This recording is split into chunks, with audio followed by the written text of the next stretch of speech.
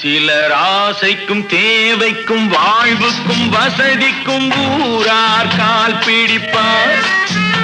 ஒரு மானமில்லை அதில் ஈனமில்லை, அவர் எப்போதும் வால் பிடிப்பார். எதிர்காலம் வரும் என் கடமை வரும், இந்த கூட்டத்தின் ஆட்டத்தை ஒழிப்பேன். பொது நீதியிலே புது பாதையிலே வரும் நல்லோர் முகத்திலே விழிப்பேன்.